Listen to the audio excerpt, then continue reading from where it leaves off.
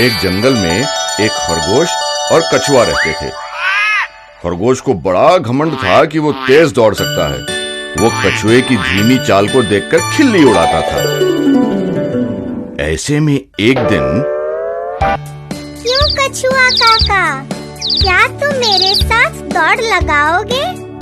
क्यों नहीं? हम दोनों में जो जीतेगा उसे बढ़िया इनाम मिलेगा। ऐसा ही सही। अब इस दौड़ को देखने के लिए जंगल के सारे जानवर बड़ी उत्सुकता के साथ वहाँ पहुँचे। हम दोनों में से जो पहले उस दूर वाले पहाड़ी पर पहुँचेगा, समझो वो जीता। ठीक है। दौड़ शुरू हुई।